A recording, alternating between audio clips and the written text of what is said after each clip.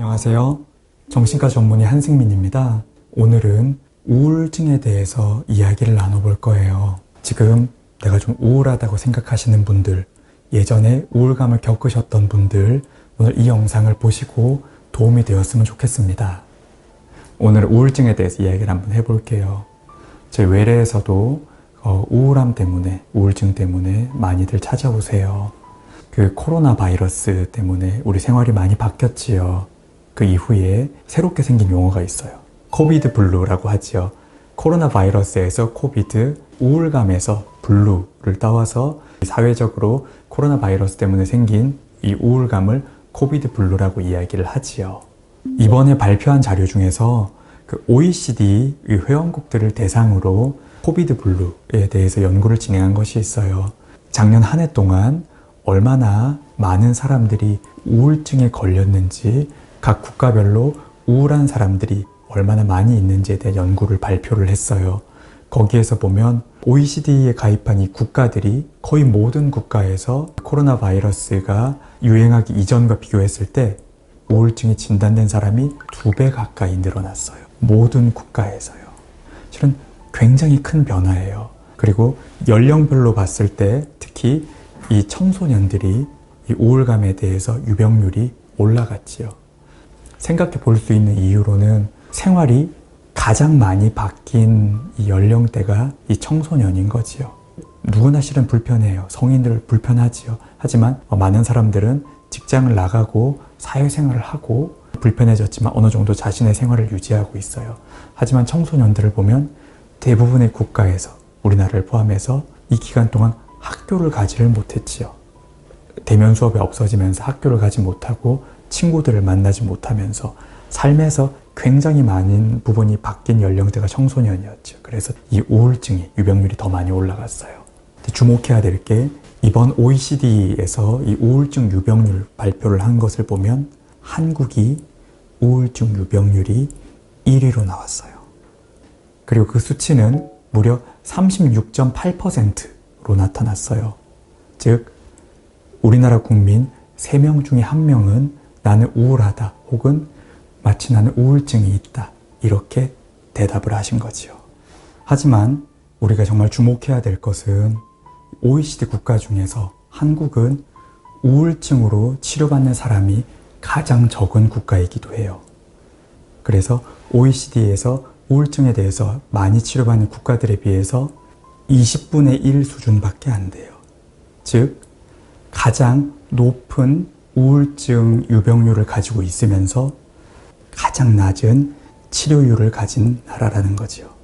우울증에 대해서 우리가 더 많이 경각심을 가지고 적극적인 치료를 받는다는 것이 중요한 이유가 여기에 있어요. 단순히 나는 좀 우울해요, 요즘에 나는 좀 우울감이 있어요 라는 이야기와 이 정신과 의사들이 말하는 우울증은 실은 조금은 달라요. 경계를 이렇게 반으로 뚝 자를 수는 없겠지만 조금은 다른 개념이에요. 예를 들어서 우리가 평소에 느끼는 어떤 우울감 이런 것들이 있겠죠. 예전에 비해서 좀 기운이 없다, 나 좀 우울하다, 요즘 스트레스 받아서 기분이 안 좋다, 입맛이 없다, 일상생활이 크게 망가진 건 아닌데 영 시원찮은 상태, 평소와 좀 다른 상태, 좀 뭔가 좀 힘들고, 이러한 것은 우리가 우울감이 있다 이렇게 이야기할 수 있어요. 근데 정신과 의사들이 이야기하는 우울증, 정확한 명칭은 주요 우울장애. 정신과 의사들이 말하는 우울증은 이 정도 수준인 것이 아니에요. 정말 일상생활 자체가 현저히 무너진 거지요. 학생이라면 학교를 가기 어려운 정도, 직장인이라면 직장을 가기 어렵거나 가서도 업무 수행이 현저히 떨어지는 거예요. 가족들과 잘 지내지도 못하고 친구들도 안 만나요. 사회생활도 잘 안 하고 방에만 틀어박혀 있지요. 아예 못 자거나 아니면 하루 종일 잠자는 거 말고 아무것도 할 수 없을 정도로 너무 많이 졸렸거나, 그리고 입맛이 없어서 일주일에 몇 킬로씩 빠지거나, 이러한 이전과 비교했을 때 일상생활이 현저하게 깨어진 경우는 주요 우울장애, 우울증이라고 우리가 이야기를 하지요. 그래서 약간은 다른 개념이기는 해요. 우울하다는 것을 겪어보지 않은 사람들은 정말 몰라요. 이게 얼마나 힘든 건지. 단순히 좀 우울하다, 영 의욕이 없다, 이 정도로 생각할 수 있겠지만 우울증을 겪어본 분들은 그게 얼마나 무시무시한지 잘 알고 있지요. 너무 우울해요. 물속 깊게 들어가 있는 것처럼 정말 저항할 수 없을 정도로 무기력한 기분에 사로잡혀서 아무것도 할 수가 없어요. 내가 우울하냐 안 하냐 이러한 것을 생각하기도 싫을 만큼 아무 에너지가 없지요. 우울증이라고 하는 게 굉장히 속상한 게 우리의 의욕이라는 부분을 굉장히 많이 잡아먹어요. 어쩌면 이 영상을 보시고 있는 분들 중에서도 너무 의욕이 없어서 심지어 병원을 찾아갈 힘조차 없다고 느끼시는 분들이 있을지도 모르겠어요. 그래서 계속 영상을 찾아보는 거죠. 내가 정신과를 찾아가야 되나 말아야 되나, 가는 게 맞나 아닌가, 이러한 생각들, 이러한 고민들, 병원에 가서 치료를 받을 힘이 없어서 굉장히 망설여질 수도 있지요. 분명히 내가 해야 할 것들은 있는데 그거를 할 아무런 의욕도 에너지도 없는 것, 그러한 것들을 우리가 우울증이라고 말하는 거예요. 이제 우울증의 증상들에 대해서 제가 이어서 이야기를 한번 해드릴게요. 우울증이라고 하는 것은 단순히 우울감만 있는 것은 아니에요. 무기력한 것, 굉장히 많이 화나고 짜증이 늘었다, 잠을 너무 많이 잔다, 혹은 잠이 전혀 안 온다, 식욕이 없는 거예요. 밥도 잘 못 먹겠다, 혹은 마구 폭식을 하는 거지, 너무 많이 먹는다. 공부나 학업에 집중이 잘 안 되는 거, 성적이 떨어지는 거, 업무 효율이 떨어지는 거, 가족이나 내 주변 사람들과 갈등이 증가하는 것, 이러한 것들도 우울증의 증상이 될 수가 있지요. 가족들이나 가까운 사람들이 우울증을 앓고 있다면 많이들 실수하시는 것들이 이러한 거지요. 우울증을 겪고 있는 사람에게 이렇게 이야기를 하는 거예요. 뭐가 그렇게 우울해? 다 괜찮아질 거야. 별일 아니야. 그건 너가 의지가 약해서 그런 거야. 정신력으로 이겨낼 수 있어. 그리고 정신과 치료를 받는다고 하면 또 이렇게 이야기를 하기도 해요. 약으로 치료할 거야? 언제까지 약 먹을 건데? 지금 이렇게 이야기하시는 분들은 우울증이라는 것을 겪어본 적이 없는 분들이세요. 가까운 사람들이 우울증 때문에 얼마나 힘들어 하는지 전혀 몰라서 이렇게 이야기를 하는 거예요. 나는 우울증 겪어봤는데 앞서서 이야기한 그냥 좀 우울했다, 우울감을 겪어봤다, 이것과 우울증은 다른 것이거든요. 우울증을 겪어본 분이라면 그렇게 쉽게 이야기할 수 없어요. 정말 힘들거든요. 의지로 이겨낼 수 있다, 뭔가 정신력이 강하면 이겨낼 수 있다, 그렇지 않아요. 우울증이라고 하는 것은 그렇게 쉽게 이겨낼 수 있는 것이 아니에요. 결국에 우울증 때문에 힘든 사람에게 해줄 수 있는 것, 공감과 위로를 해줄 수가 있지요. 괜찮아질 거야, 좋아질 거야, 금방 이겨낼 수 있어, 이러한 이야기는 도움을 줄 수 있다고 생각하겠지만 그거는 별로 힘들지 않는 사람한테 도움이 될 수 있는 거죠. 정말 힘든 사람에게 그렇게 이야기한다면 듣는 사람은 이런 기분이 들겠지요. 이게 쉽게 좋아질 수 있다고? 이게 그렇게 가볍게 너는 생각돼?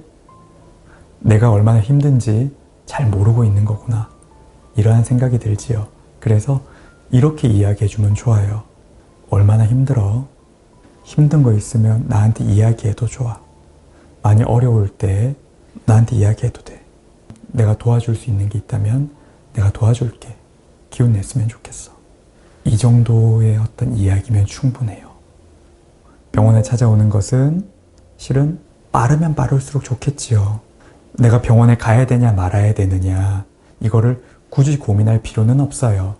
정말 중요한 것은 내가 이전과 달리 이 우울감 때문에, 우울증 때문에 얼마나 불편해졌는지, 이것만 생각하시면 돼요. 내가 분명히 우울해졌어요. 근데 이전처럼 잘 생활할 수가 있고 그냥 꽤 견딜만 해요. 괜찮아요. 그러면 정신과에 오시지 않아도 일상생활 하시는데 크게 많이 달라지는 것은 없겠지요. 하지만 꽤 많이 우울해요. 너무 지내는 게 힘들어요. 일상생활도 잘 안 되고 대인관계도 깨졌어요. 누가 봐도 나는 요즘에 힘들고 주변 사람들도 많이 걱정하거든요. 그 정도가 된다면, 일상생활이 무엇인가가 꽤 달라졌다면 정신과에 오시는 것을 굳이 망설일 필요는 없어요. 찾아오신다 하더라도 바로 아주 많은 양의 약을 이렇게 준다든지 아주 심각한 어떤 진단을 내려서 치료를 한다든지 그러한 것이 아니거든요. 우선 정신과 의사와 상담을 하고 앞으로 치료 방향에 대해서 상의를 하면 되는 거지요. 내가 치료가 필요할지 아닐지부터요. 우울증을 그러면 검사하는 방법에 대해서 말씀드릴게요. 우울증 검사하는 방법은 먼저 척도 검사가 있어요. 척도 검사라고 하면 이렇게 질문지가 있고 문항에 내가 어떤 게 해당되는지를 체크해 보는 거지요. 그래서 스스로 아는 자가보고식 검사가 있고 정신과 전문의가 평가해주는 임상과 척도가 또 있어요. 자가보고식 척도는 몇 가지 종류가 있는데 그 중에 간단한 것 제가 하나를 소개시켜 드릴게요. PHQ-9이라는 자가보고식 설문검사고요. 9가지 질문을 통해서 내가 우울증이 있는지 그렇지 않은지 빠르게 점검할 수 있는 가벼운 설문이에요. 이 중에 내가 얼마나 해당되는지를 검사하는 것이거든요. 기분이 가라앉거나 우울하거나 희망이 없다고 느꼈다. 평소 하던 일에 흥미가 없어지거나 즐거움을 느끼지 못했다. 잠들기가 어렵거나 혹은 너무 많이 잤다. 평소보다 식욕이 줄었거나 혹은 늘었다. 내가 말과 행동이 현저히 느려졌다. 혹은 안절부절 못한 느낌이 들었다. 피곤하고 기운이 없었다. 내 스스로가 실패했다는 느낌이 들었다. TV 보는 것과 같은 일상적인 일에도 집중하지 못했다. 마지막으로 죽는 게 낫다고 생각했다. 혹은 자해를 하고 싶었다. 이렇게 9문항으로 구성되어 있어요. 앞에 말씀드린 것은 스스로 하는 검사고 정확도가 좀 떨어질 수가 있어요. 정말 중요한 것은 이 전문가를 만나서 하는 검사들이지요. 정신과 전문의는 환자의 면담을 통해서 우울증이 있는지를 검사할 수 있는 또 치료자용 검사 질문지들도 있어요. 그거를 보면서 우울증이 있는지 얼마나 있는지 우리가 검사를 하게 되지요. 뿐만 아니라 뇌파 검사도 우울증을 선별하는 데 꽤나 유용한 도구예요. 뇌에서 나오는 특정한 전기 신호를 측정을 해서 우울감을 느끼는 사람에게 보이는 전형적인 뇌파의 패턴이다, 아니다. 혹시 그렇다면 꽤나 심하다, 그렇지 않다. 이러한 것을 알아볼 수도 있지요. 하지만 가장 중요한 것은 정신과 전문의와 면담을 통해서 내가 정말 우울증이 있는지 아니면 우울감이 있는데 실제로 치료를 하는 것이 필요한지 아닌지 판단해 볼 수 있겠지요. 정신과 의사와의 면담이 가장 중요해요. 그 다음은 치료 방법에 대해서 이야기 드려볼게요. 이 우울증의 치료로는 크게 약물 치료와 비약물 치료로 나눠요. 약물 치료는 이 항우울제라고 하지요. 우울감을 치료해 줄 수 있는 약을 투약을 하는 거예요. 근데 왜 투약을 해야 되느냐? 왜냐면 우리가 우울증이라고 하는 것은 정확히 이야기하면 신경 전달 물질, 우리의 생각이나 기분을 조절하는 신경 전달 물질이라는 것들이 있어요. 이러한 것들이 뭔가가 높아지거나 낮아지는 경우, 즉 균형이 깨어지는 경우에 우울증을 유발할 수 있거든요. 그런 경우에는 이 신경 전달 물질을 정상화시키는 것만으로 우울감이 아주 좋아지거나 치료가 되기도 하거든요. 그렇기 때문에 신경 전달 물질을 바로 잡을 수 있는 약물 치료를 하게 되는 것이지요. 그리고 우울증 때문에 병원을 찾으시는 분들, 우울감만 있는 게 아니거든요. 우울증을 앓고 있는 분들의 90% 정도는 불안을 함께 가지고 있어요. 우울감과 불안은 굉장히 같이 다니는 경우가 많거든요. 그만큼 우울증을 앓고 계신 분들에게 자주 보이는 게 이 수면 문제예요. 대부분은 불면 혹은 너무 많이 잔다는 과수면도 있지요. 그리고 식욕 문제. 이러한 것들을 우리는 다른 약을 통해서 조절을 해야 될 필요가 있는 거예요. 불안이 있으면 이 불안감을 조절하는 투약을 함께 처방할 수도 있고요. 수면 문제가 있는 경우에는 예를 들어 불면이다. 그러면 잠을 좀 잘 주무실 수 있게끔 도와줄 수 있는 투약을 함께 치료하기도 하지요. 투약을 하는 분들과 우울증이 있지만 투약을 하지 않는 분들이 치료가 되는 정도는 굉장히 차이가 많이 나요. 만약에 우울증인데 치료를 받지 않는다. 시간이 지나면 좋아질 수도 있어요. 다만 몇 달이 걸릴 수 있죠. 6개월 이상, 1년 이상 걸릴 수도 있고 심지어 1년 이상이 지났음에도 불구하고 우울증이 좋아지지 않는 분들도 있어요. 하지만 치료를 받는다면 이야기가 다르지요. 우울증이 있을 때 적극적인 치료를 하는 경우에는 우울증은 굉장히 빠르게 좋아져요. 항우울제와 같은 약으로 적극적으로 치료를 하는 경우에 보통은 몇 주가 지나면 확실히 좋아지는 게 느껴져요. 아주 빨리 좋아지시는 분들은 한 2주 정도만 지나도 조금씩 효과가 오고요. 보통은 4주에서 6주 정도 꾸준히 치료를 하면 우울감이 꽤나 많이 좋아지는 것을 치료받는 본인도 잘 느낄 수 있어요. 한 달 이상 치료하면 그때부터는 많이 우울증이 호전된다. 그렇게 알고 계시면 되겠어요. 중요한 것은 꾸준히 투약하고 꾸준히 치료받아야 된다는 거지요. 거의 대부분의 항우울제는 복용했을 때 좋아지고 복용 안 하면 안 좋아지고 그런 것이 아니에요. 꾸준히 치료를 할 때 이 꾸준함에서 치료의 효과가 나타나거든요. 혹시나 치료를 받고 있으신 분들이나 치료를 계획하고 있으신 분들은 치료는 꾸준히 잘 받아야 된다. 이 생각을 많이 하세요. 이어서 우울증에는 약물 치료만 있는 것은 아니에요. 비약물 치료도 있어요. 투약을 하지 않고 우울증을 치료하는 방법이지요. 대표적인 것으로는 우리 rTMS라는 방법이 있어요. 경두계 자기자극법이라는 거고요.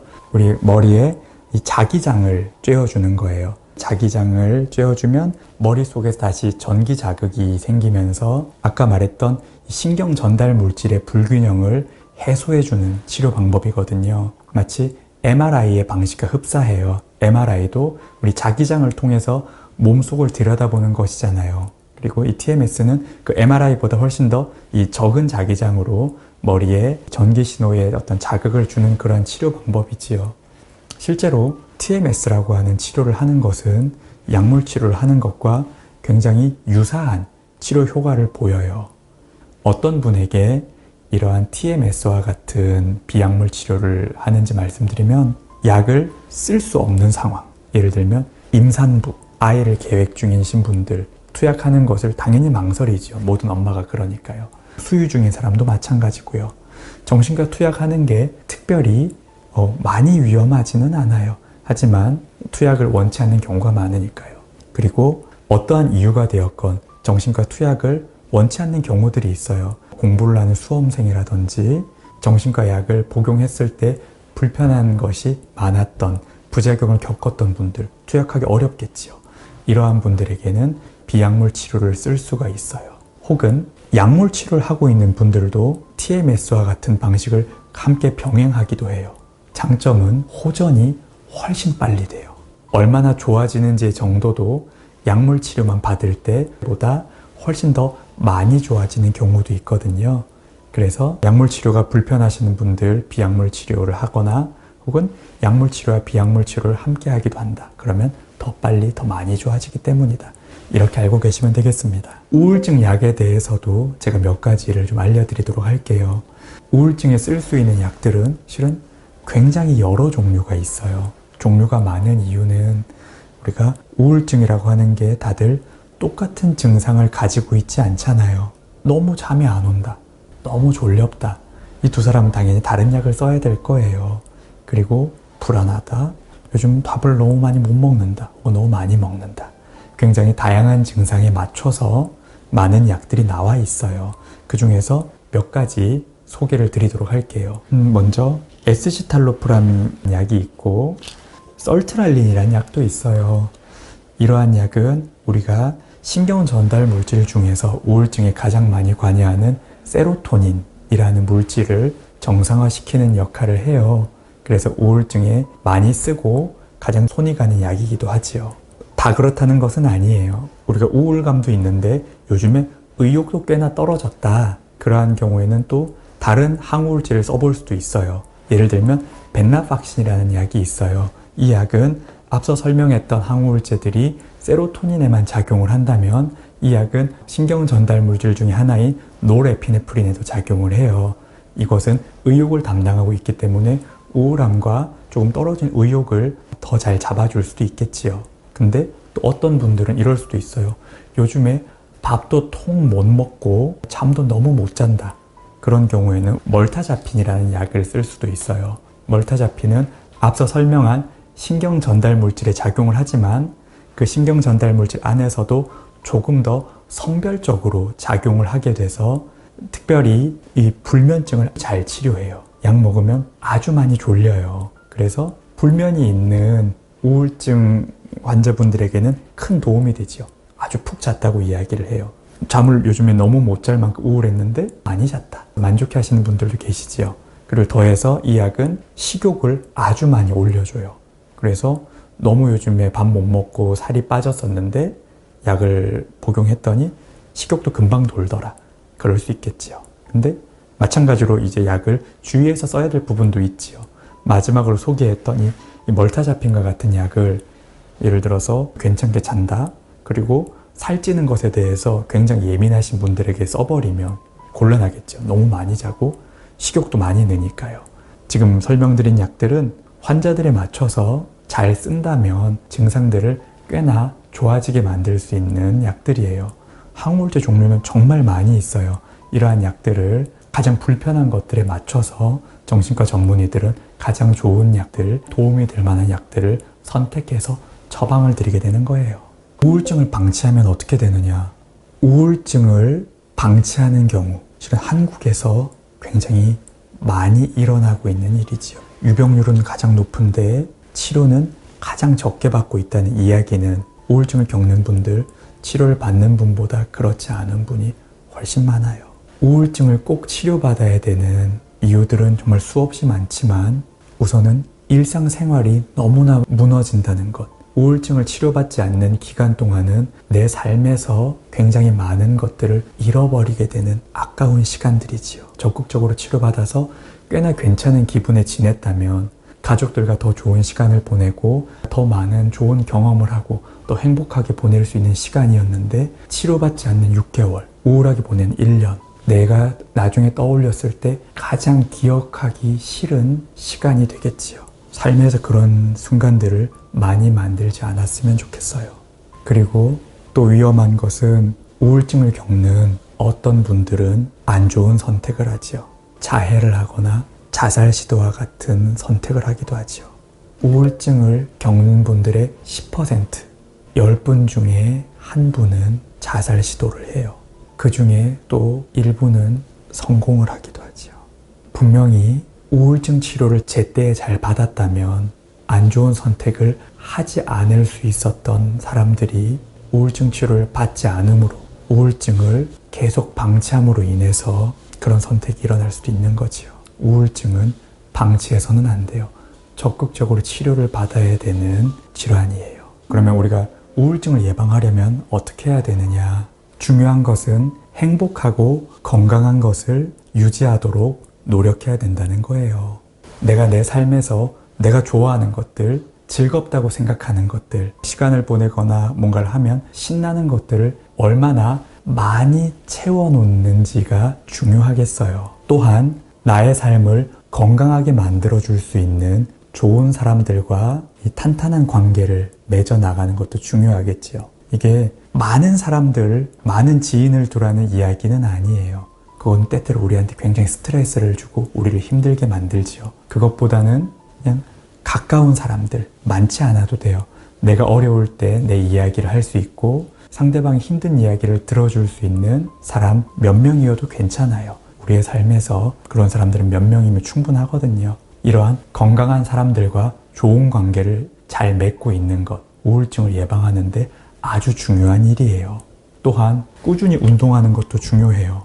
운동은 그 자체로도 우울증을 예방하는 효과도 있고 규칙적인 운동이 주는 정신건강에 이로운 것은 굉장히 많거든요. 다음에 설명드릴 수 있겠지만 열심히 운동하면 이렇게 근육이 생기고 몸이 탄탄해지는 것처럼 꾸준한 운동을 통해서 뇌 혈류량을 반복적으로 증가시켜주는 운동을 하는 것 정신건강에 굉장히 중요해요.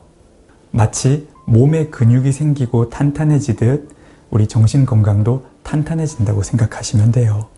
어쩌면 이 영상을 보시는 분들 중에서는 내가 지금 우울감을 느끼고 있다고 생각하시는 분들이 꽤 있을 것 같아요. 중요한 거는 지금 삶에서 가장 힘든 순간이라는 거지요. 안 좋은 생각이 많이 들 수도 있고 뭔가 나에 대해서 막 자기 비하를 하고 있을지도 모르겠어요.